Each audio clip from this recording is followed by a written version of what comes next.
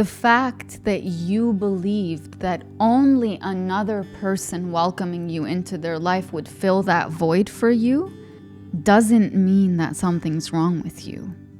That's how you were trained. That's how you grew up. To outsource your self-love, to outsource your validation, to outsource your feeling of I'm enough. But during that whole time, you were missing yourself because there was a part of you deep down that knew that you never needed to beg anybody to see you.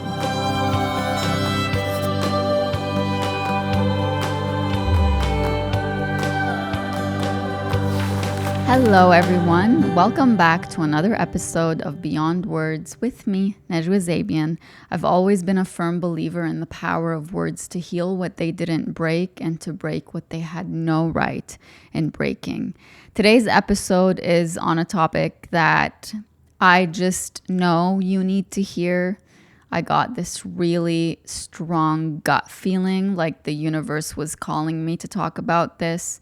And then when I asked you what topics would you like me to record on, this topic was, even though you didn't say it directly, everything that you commented was like, this is what I need to talk about. And the topic is, you don't miss them, you miss who you thought they were. Before we start, I want to start off by thanking you for all of your amazing feedback on The One Who Broke You Can't Heal You. And thank you so much for hearing me out when I asked you to go and pre-order, because it's so hard for me to be like, please go pre-order, do this, do that, because I don't want it to feel like a transaction, like you have to do this. But at the same time, pre-orders are so important for authors. They tell publishers how many books they need to print, and they tell bookstores, hey, this book is on demand. Anticipate that when it comes out, people are going to be coming in to buy it, so make sure you have enough. So if you're planning on reading it anyway, it would mean the world to me if you took 10 seconds of your time to hit pre-order and you're done. That way you know the day it comes out, you're getting it as soon as possible. I appreciate you so much for all the effort that you have put into spreading the message about the book. I've had so many of you saying, I'm not only pre-ordering it for myself, but for a few people that I know. And that means so much to me. You have no idea. So thank you. This is really tough. I have to start off by saying that this topic of missing someone who's no longer in your life, who maybe hurt you in a really bad way, it's really tough to talk about that because it feels like there's a really big disconnect between what you know your worth is and what your feelings are telling you. And you might be judging yourself for missing them, but I want you to get rid of that kind of language. We don't judge ourselves for something like that. We become curious. Why do I miss that person? I'm going to give you a really hard truth. And if you want to write it down so you don't forget it. You don't miss them. You miss who you thought they were. You don't miss them. You miss who they showed you they were at the beginning. That person was consistent. They're no longer consistent. That person meant what they said. They no longer live by the words they told you. They've gone back on their words. They've gone back on their promises. You miss the person who you thought you were building a future with. That future is now in the past. You don't miss them. You miss the version of them that you really held on to. That's the one you're having a hard time letting go of. You're not having a hard time letting go of someone who hurt you, trust me. You're not having a hard time letting go of someone who's inconsistent with you.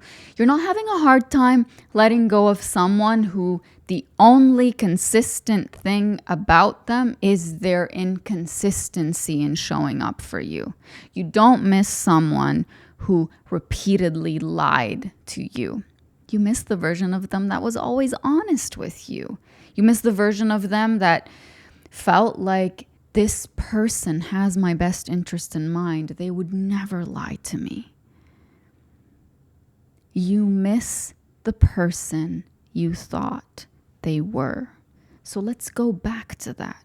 Because many of you ask me this question, did that person really exist? They could have existed. And that could be true.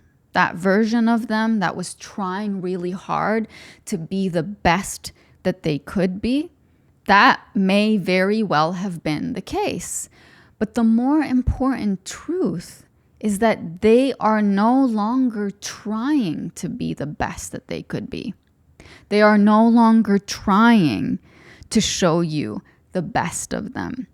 They've gone back on their promises to themselves to be the best that they could be. Do you think that they're going to keep the promise to you? That they're going to be the best that they can be? If a person can't keep a promise to themselves, you cannot rely on them to keep a promise to you. You can't. If they are willing to abandon themselves and their self-development and their self-healing and their improvement within their own life, they're not going to be there for you. It'll be very easy for them to abandon you as well, maybe not intentionally, but just because they don't intend to abandon you, it doesn't mean that the harm wasn't done to you.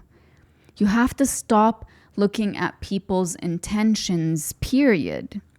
You can look at their intentions and at the same time say, the way that these intentions are impacting me carries a heavier weight in my life than the fact that they're intending to do good. They're intending to be the best that they can be, but their actions are hurting me. A person could tell you, I didn't intend to hurt you. I just was thinking of myself and I was being selfish and I ended up hurting you in the process and I'm really sorry. That to me, and I hope to you, is worse than not intending to hurt you. Why?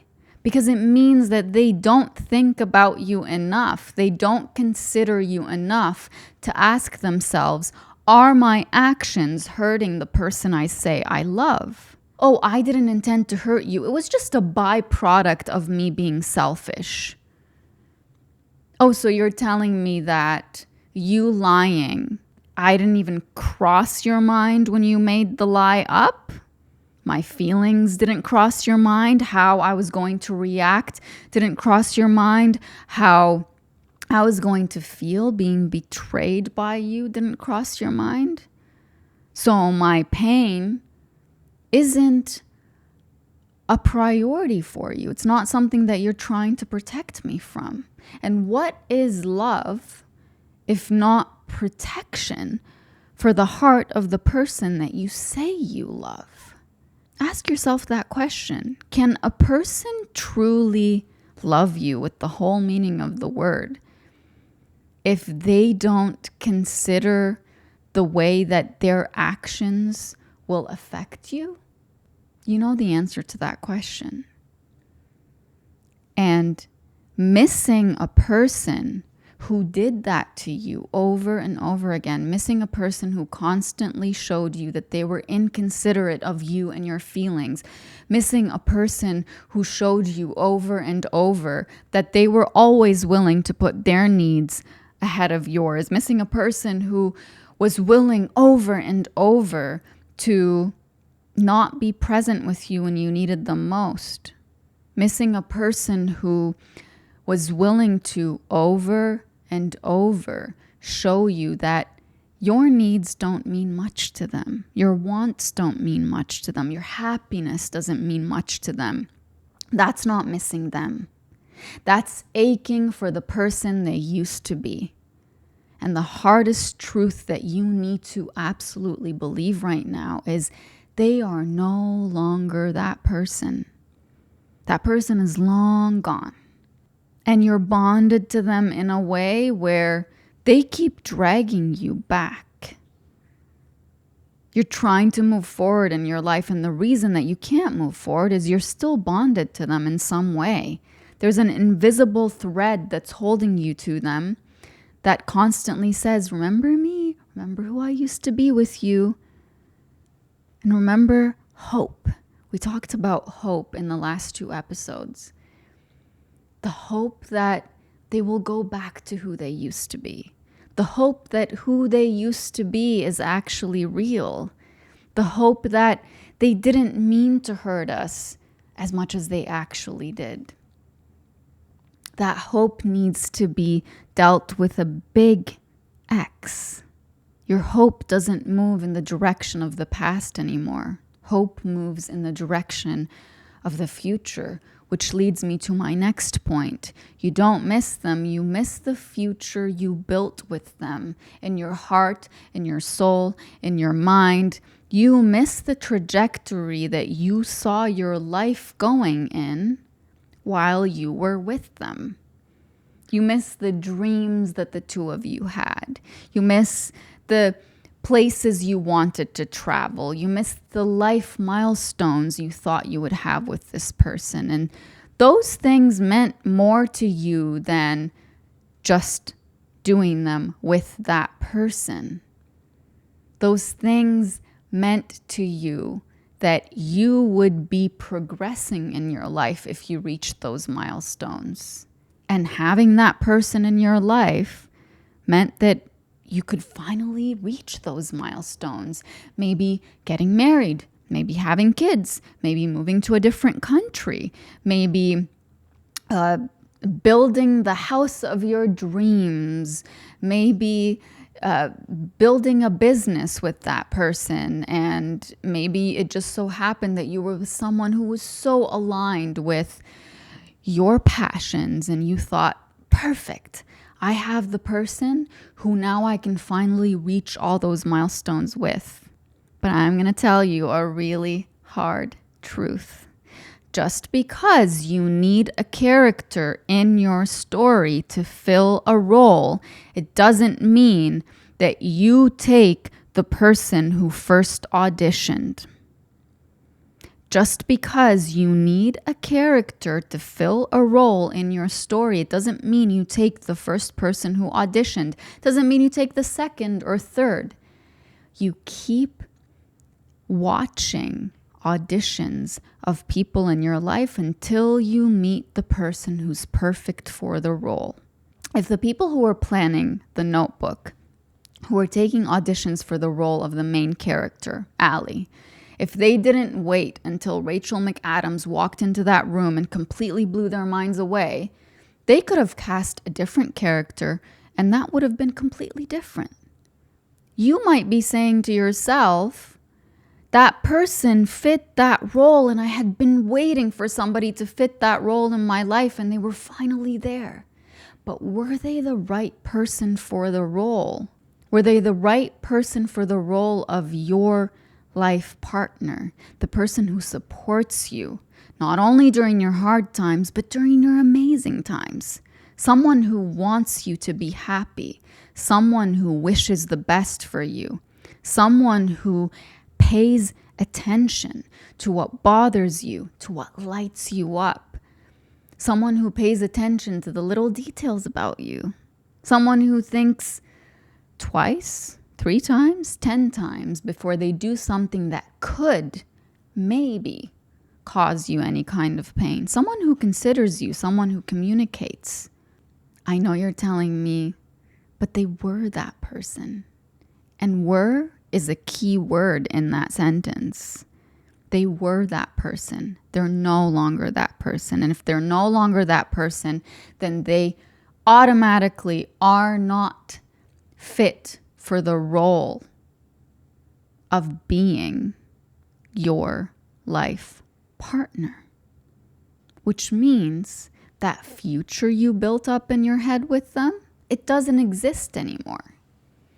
So accept the fact that in missing them, In grieving them, you are grieving the future you thought you had with them. And I know you've heard this before, and I know that you know it, but we're taking it to a whole other level. When you grieve the future that you thought you had with someone, you're absolutely going to have to reflect on that future. Why is it that it meant so much to you? What did those milestones that you thought you would reach with that person, what did they tell you about yourself? Because we're human. We tend to attach our happiness with, if I reach this goal, I'll be happy. If I reach this weight, I'll be happy. If I accomplish that degree, if I get that job, if I make this much money, I will be happy. We're human. We're going to think that way. And when you have those quiet moments where you sit with yourself and you say, does that accomplishment, does that label actually add to my happiness? Like, is my happiness that attached to something so external? You know deep inside that the answer is no. But it's our nature to attach future things with the way that we would like to feel. We like to write down goals and daydream and imagine how much our lives will be better if we were to accomplish that one thing, add that one thing, get rid of that one thing. That's extremely human. So give yourself a little bit of grace there.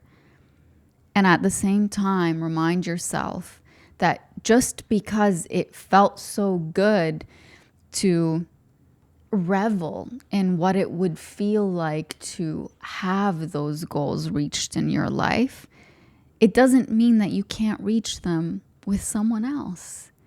It doesn't mean that if I fire this person from the role of being my life partner, of being the most important person in my life, it doesn't mean that somebody else won't fill that role. But there's fear there that tells you this was your only chance. You were so close to achieving all of that, and now it's gone. So you would rather hold on to what was predictable. You would rather hold on to what gave you hope for that future, what gave you a taste of what it would feel like to achieve all of those things, than say, I'm Xing you out. This role in my life is going to be empty until the right person walks in. And then you know what you do? You listen to horror stories by people who tell you, oh, I've had it a million times worse. Is that really what you're complaining about with the person that you're with? And then you end up questioning yourself. Maybe I was too self-centered. Maybe I was too picky. Maybe this, maybe that. And you stay bonded to that person. And you forget about all the terrible things they've done to you, because that keeps you attached to them. And this leads me to my third and final point. You don't miss them. You miss being at home with yourself. You don't miss them. You miss feeling okay on your own without them. Because here's what happened. They walked into your life. They made you feel seen. They made you feel like they actually care about you. They asked you, are you okay? On days when you didn't even think anybody noticed that you weren't okay. They walked into your life and they all of a sudden became somebody who said good morning to you and good night to you. Somebody who was looking forward to seeing you. Somebody who wanted to hear about every little thing that went on in your day, and they were so curious and so interested. They walked into your life and all of a sudden the loneliness you felt was gone. Slowly, but it was going away. They walked into your life and you felt held in a way that maybe you never felt held before. but you knew you deserved those things. And a part of you said, you know what? Yes, this is for me. I do deserve to feel seen and heard and like somebody cares about me. I do deserve to have somebody notice when I'm not feeling well. I do deserve to have somebody pick up on the little things that light me up. I do deserve that. And so you open up and you're vulnerable with them and you let them in. And what happens when you let somebody in on your life isn't just that they see all the amazing things about you. They get to see all the not so amazing things about you. And that's a completely different level of trust. That's not a kind of trust that we give to anyone in our lives. It's really hard for someone like you and me to be like, I'm going to let you in on my life, and I'm going to let you see me at my worst, and I'm going to let you see me when I'm whimsical and I'm happy about the littlest, maybe stupidest things ever. It's not easy for us to do that. But you did that with that person. Not out of nowhere. They earned the right to that version of you in your mind because they showed up as an amazing, consistent, attuned person. And you felt all the ways that you wish you could feel on your own. But now a person filled that void for you. And now that person is gone. So you think I miss them because all the things I wanted to feel are gone with them. But the truth is, before you met them and before they were an incredible person, and before they started hurting you, and before they walked away from you, and before you missed them, you were missing yourself. You were missing all the parts of you that were aching to feel like they mattered. And I'm not saying this in a way to shame you, because I've been through this many times. The fact that you believed that only another person welcoming you into their life would fill that void for you doesn't mean that something's wrong with you.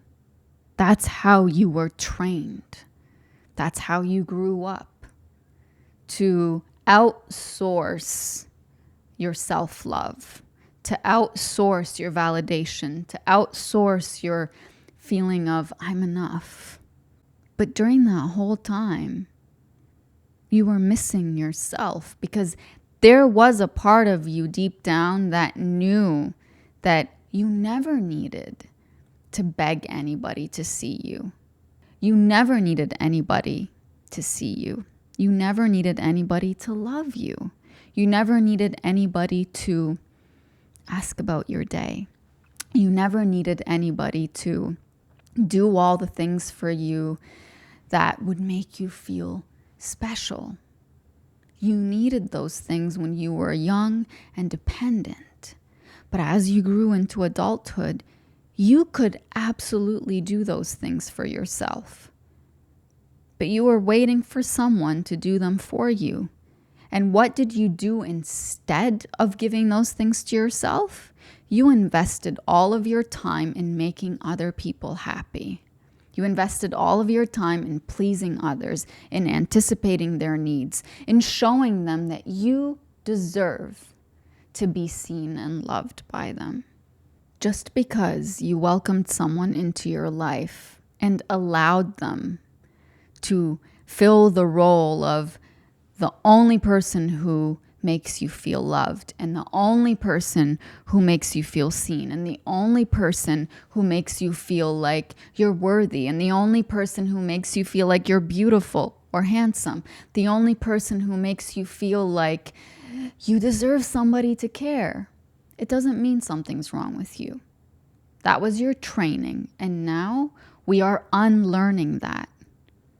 During that whole time, you knew that there was so many younger versions inside of you saying, look at me, hear me.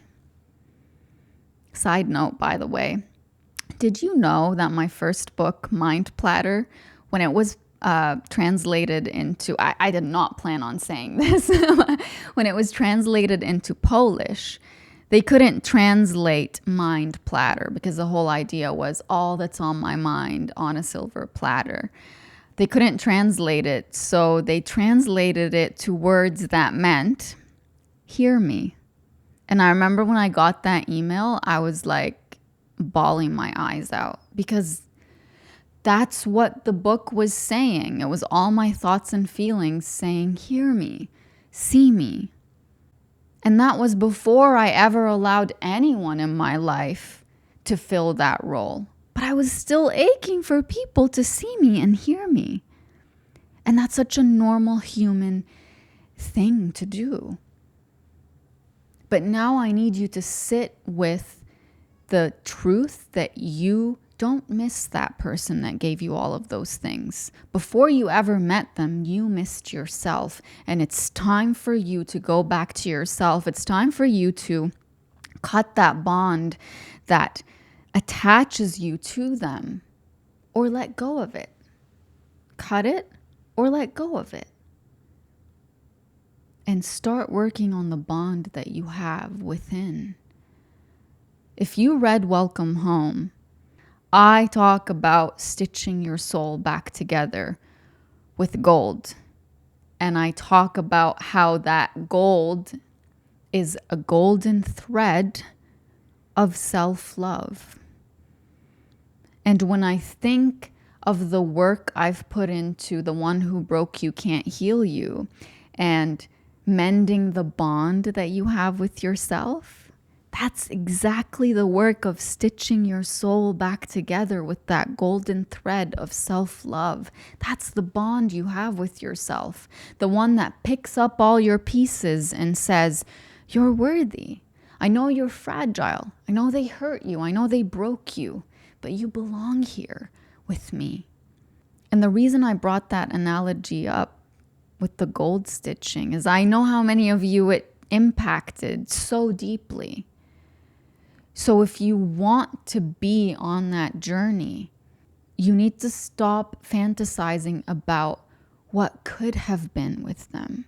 You need to stop glamorizing them in your mind and start glamorizing every version of you that was left behind, every version of you that is looking to you right now. Like, literally imagine younger versions of you looking to you and saying, I need you here.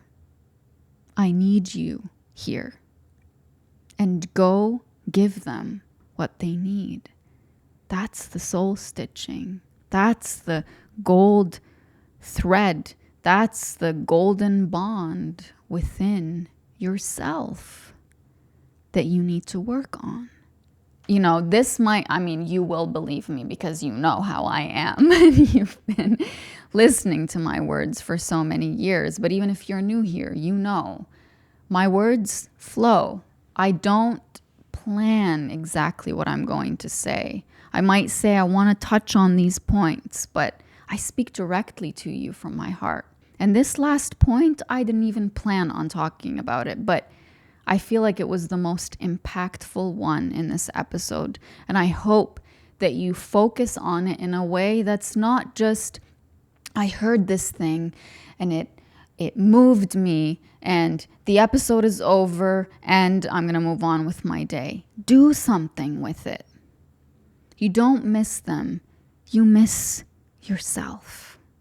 Go embrace that self of yours. Go and tell that self of yours how much they mean to you. Go and tell that self of yours all the things you're going to do differently moving forward. Go and tell that self of yours all the amazing things that you're going to do moving forward together. Take little you on a date. Go and buy that one thing that when you were young, you were treated as if there's no way I would ever get that for you. You don't deserve it. Go to that place that nobody ever took you to play and play there. Go eat that meal that you were made to feel that's too expensive for you to eat. You are showing yourself in action that you are a safe place for yourself. You are a loving place for yourself. You are a considerate place for yourself. It's time for Words from Me to You. This poem is from The Nectar of Pain. I don't even need to open this book because I have this poem memorized, and many of you do as well. The poem says, I don't miss you. I miss the person I thought you were. I did not love you. I loved the person you pretended to be. And that sums up point 1 and 2 of today's episode. And the words that found me this time are actually very short and sweet. And these words are by Dr. Colin Murray Parks. He says, grief is the price we pay for love. So if you're grieving someone, if you're missing someone, that's the price you pay for having loved them. And that's a beautiful thing. Don't ever regret the way you loved someone. Don't ever regret anything that you gave them. Don't ever regret the time you spent investing in loving them. But don't spend one more moment missing them, wishing they would come back after everything they did to you. You don't miss them, you miss the person you thought they were. You don't miss them, you miss the future you thought you had with them. And you don't miss them, you miss yourself. If this episode impacted you in any way, the first thing I'm going to ask you to do is please go and pre-order The One Who Broke You Can't Heal You. Someone left a comment on the last episode. You talk as if you know my life. This book will talk to you as if I sat with you during the time that you were broken and shattered. Why? Because I know what it feels like to be broken and shattered. This isn't just a book I wrote to sell. This is a book I wrote to heal, and it's a book I wrote to document everything I went through to learn this lesson. That my healing could not be in the hands of the ones who broke me. And I want the same for you. I really appreciate you. And if this episode impacted you in any way, the next thing I want you to do is engage with it in any way. Comment, share it with someone. Let the world know you enjoy this kind of work. You need this kind of work. We all do. I hope this episode helped you find healing beyond words. And until next time, have a wonderful day.